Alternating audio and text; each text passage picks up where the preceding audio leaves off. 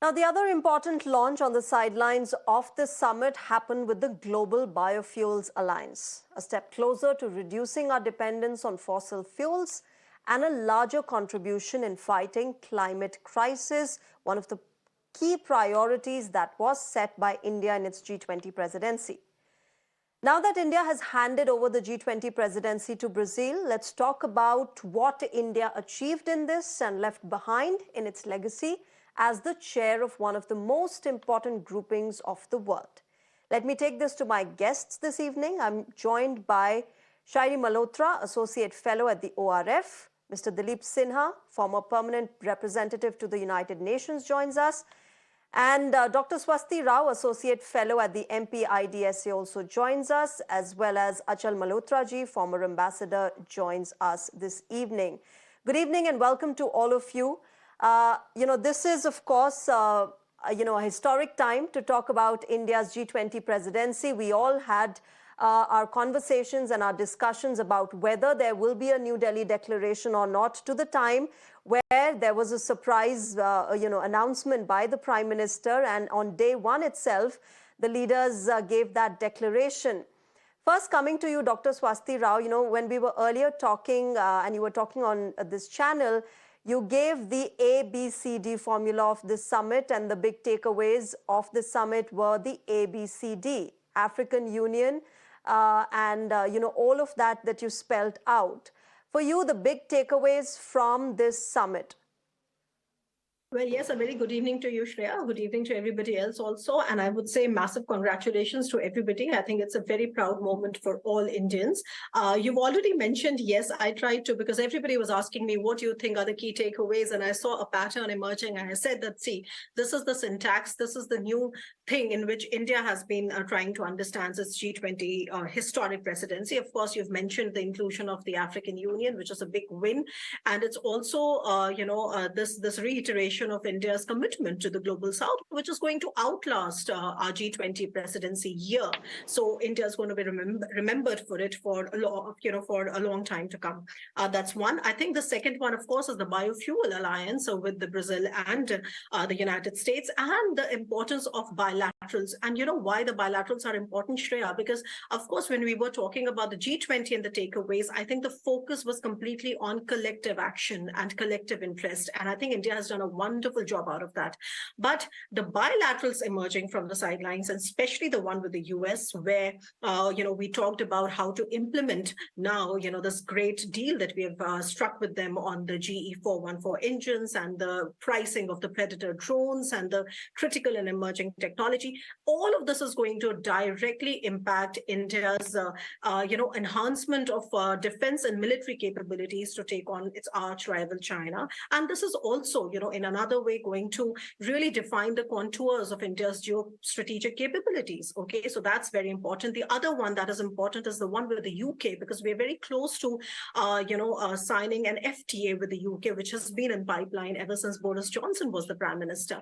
So it is important not only because of the standalone FTA with the UK, but it is also important because through that we are looking at several other FTAs, and this is going to be a push there. So I think the two sides have fast-tracked. You saw the chemistry between Rishi Sunak and Prime Minister Modi, and everything seems to be good. I'm basically watching what the British side has to do or say about their unrelenting position on mobility, while India is pushing for it. So nonetheless, the third and the big, I would say the big ticket announcement is definitely the connectivity project, because like we all understand that what China had been doing with its BRI and all the other coercive economic statecraft, I think the entire world was looking for a wonderful and feasible China plus one strategy.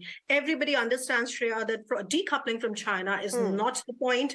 That can't be done, but a working feasible China plus one strategy. And that is what we are now coming to when we look at this wonderful connectivity project, which is from India's perspective, of course, it's an counter to the BRI, but it is also an alternative to the INSTC, which is the International North-South Maritime Trade Corridor. So I think it's a complete win. And of course, the big declaration out there, which is, we just talked about everything. And I was really impressed when, the first line which said that today, today's era must not be of war. And I think that kind of sums up what India has to say on Ukraine as well.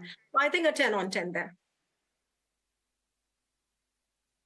Okay, Ambassador Dilip Sinha, this of course has come as a massive diplomatic win for India, not just because of the times that we are living in, but also because as the chair of the G20, as a developing nation, as somebody who has emerged as the voice of Global South, we have been able to put forth our priorities and be accepted with those priorities. Now, the G20 Sherpa of India, Amitabh Kant, has been tweeting now that the summit is concluded. He's been tweeting how it was a humongous task and it was one of the most challenging tasks of his life to get everybody together on board and reach a consensus. But help us understand, such kind of declarations where the pen is mightier than the sword, where every word is carefully drafted and thought of.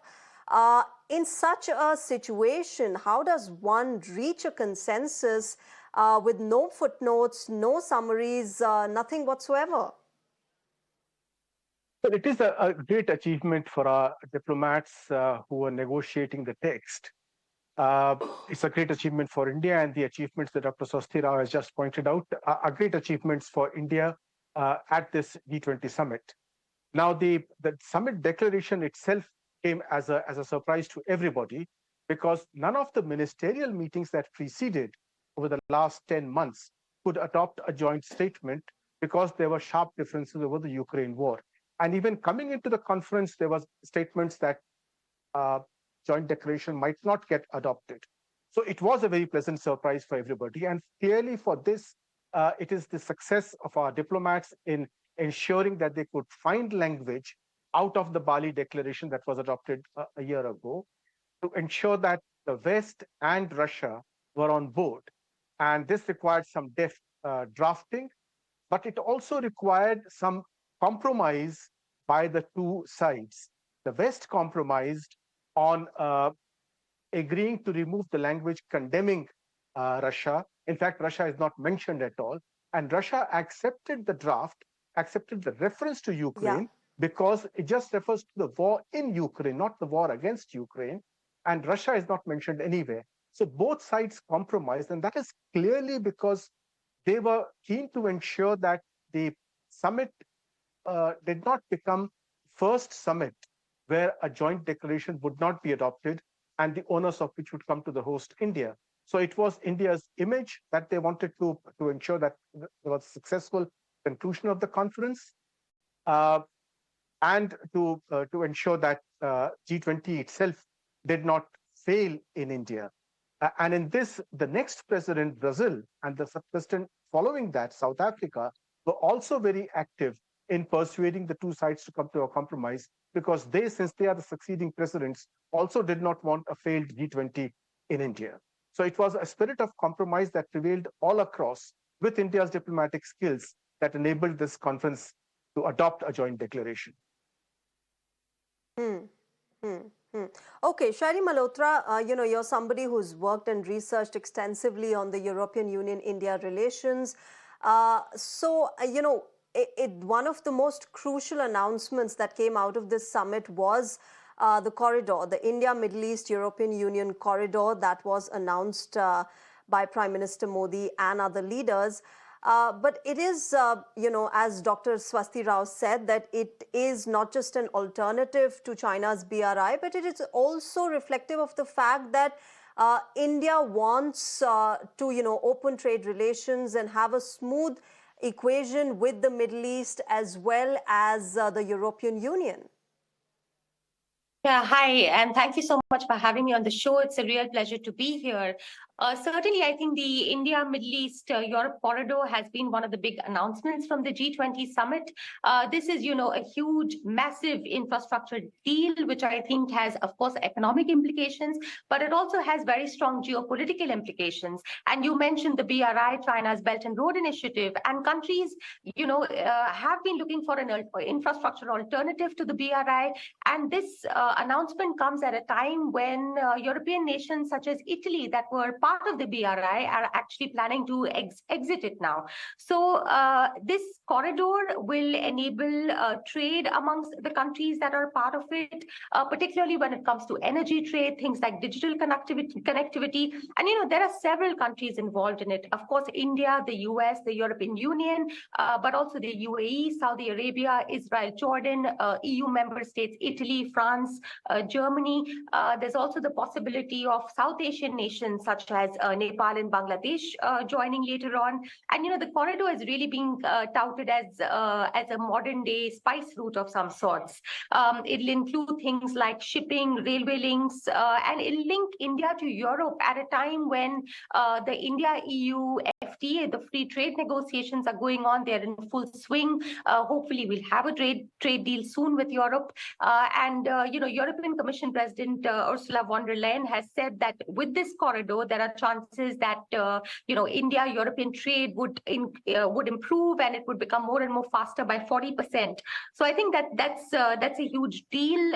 There'll also be a green and digital bridge that will connect the two continents. So I think in general, this corridor it's a mammoth initiative. It could be a game changer for countries in the region, countries that are part of it, but also the fact that it could extend to other countries in South Asia. So I hope, it'll be implemented and executed soon now. Yeah. Ambassador Malhotra, this corridor comes, as we're talking about, as an alternative to counter China's BRI, but it's also very different from the BRI. Also reflective of the fact that India wants it to be transparent, wants it to come across as something that all members respect when it comes to territorial sovereignty, which is not reflective in China's BRI. And really, this do we sort of see it as just an alternative to BRI or something more than that, also considering the fact that United States is part of it, even though this network is not going to be connecting with the US physically? Well, I stand to be corrected, but as far as I recall, this partnership, this project is a part of the Partnership for Global Infrastructure and Investment, which was floated about a year ago, and where G7 had agreed to finance projects, connectivity projects, infrastructure projects for developing countries. And the clear idea was to counter BRI. Now, if you look at the character of the BRI, it is China-centric, and it leads to economic enslavement of smaller countries. And we have seen the adverse fallout of the BRI on countries such as Sri Lanka and many other countries in Africa, debt trap. So keeping all this in mind, it was decided to have, instead of one country-centric, projects, which are, we must have a collective effort to assist the developing countries and the countries involved in it in a manner that all the projects will be benign, all the projects will be transparent, and like we have been repeatedly saying that the BRI encroaches upon the sovereignty of the nations involved. In such cases, there would be no such thing. So this is an offshoot of the adverse impact of BRI floated by China on small and developing countries. So this was perceived, and I think this is the first project which is going to see the light of the day. I'm told that there is only a small segment, railway corridor kind of a thing, which needs to be developed in Saudi Arabia, and once it is done, it will be operational. So, and the fact that Italy has decided, an important G7 country, to withdraw from the BRI itself speaks for itself. They have realized sooner than late that what could be the adverse consequences of being associated with BRI. So on the whole, I think it's a very good initiative. And above all, of course, my co-panelists have already mentioned the benefits that will accrue from all these, from connectivity projects like this, like reduction in the cost of freight, leading to cheaper availability of goods. employment generation, port developments, all those things would automatically fall in line. But so it has more than one purpose. Obviously, it is there to counter China's BRI, and at the same time, it is a part of the developmental efforts being promoted collectively in the interest of developing countries as well as Yeah. developed countries. Over to you. Sure, sure. Ambassador Sinha, over the past few years, we've seen the Prime Minister Modi-led government focus on the Middle East. There are several Middle Eastern nations where Prime Minister Modi has been the first PM to visit, or a PM who's visiting the country after several decades. Why does Middle East appeal to India so much at this point? Why are we making an effort to reach out and, establish warmer relations with the Middle East? Is one of our closest set of neighbors. We have traditionally had very close relations with the Middle East. This corridor that we are talking about actually represents the trade corridor that India always had through the Middle East to Europe, right from Roman times. And in fact, even earlier, when there were traders who would trade from the west coast of India across to the Arabian Peninsula, and then all along to the Mediterranean coast, and from there across to Europe. So this is a very old trade route that got disrupted during the colonial era, and it's a good thing that we are getting to revive this now. Besides, the Middle East also is an extremely prosperous area where about 7 million Indians have jobs, Indian companies have contracts. So it's an extremely important Ambassador area. Dilip Sinha, I The request UAE you has to hold developed your into thought there. We're getting live visuals of Prime Minister Narendra Modi from the Bharat Mandapam. He is there at the International Media Center in Delhi's Pragati Maidan. We were expecting him to come and greet the media at the International Media Center, and now we have those visuals coming in from Bharat Mandapam, where the G20 Leaders Summit took place. PM Modi there, greeting not just the Indian media, but all the foreign media that has gathered from across the world to cover this summit. Hopefully, he will give a bite, speak to the media. We'll have to see. With those visuals on your screen, of course, coming in from Bharat Mandapam, the International Media Center, the very center that had been getting all of you the latest from the G20 Leaders Summit. There you can see Prime Minister Modi greeting the media at the International Media Center. Once, of course, the summit has concluded, the Prime Minister thanking and paying gratitude to all the media professionals who had gathered at Bharat Mandapam to cover this grand event, which of course concluded in India's major diplomatic win.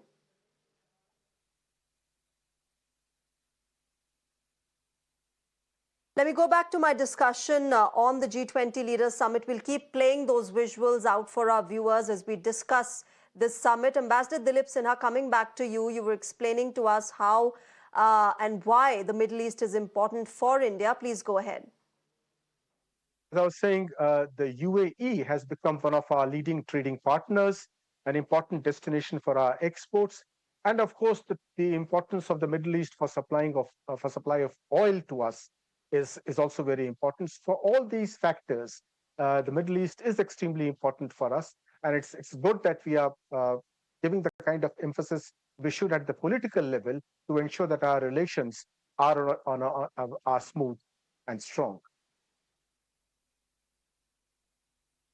Okay, let me also talk about one of the other crucial announcements that were made on the sidelines of this summit, and that was the Global Biofuel Alliance, something that is much needed in the times we are living in. We are seeing climate crisis. We are also seeing a tussle between the developed and the developing countries when it comes to climate financing. And hopefully, the G20 leaders will be able to work towards that. Of course, the declaration talks about all of this. But one of the key announcements, Dr. Swasti Rao, was the Biofuel Alliance, which basically reduces our dependence on fossil fuels, a step ahead in India leading the way towards climate action. It is indeed very important because, see, it is important on two levels. One, as a collective, in the sense that as this international alliance, we have entered into an alliance with the US and Brazil. Let's understand that ethanol is, right now the technology that exists, we can get ethanol from sugarcane, of which India is the largest producer, and maize, of which Brazil and, America are the largest producers. So what we do is that we are trying to enter into this collective development of technology by which we can try and increase, the ethanol mixing into petrol, which is right now at 10% to now to 20%. And all of this in a very ambitious time period of, say, another 2 years. So by 2025, this is what the Prime Minister said. So of course, it is important. And this is also going to reduce India's massive, so to say, crude oil imports, because you know that India is largely dependent, on import for its crude oil. So that it's going to do that. And if it is also going to somewhere control the prices, of course, you talked about the, our dependence on the fossil fuels and lessening that. And I think in due course, it is also going to reflect for the end consumer. So that's one. But on a different level,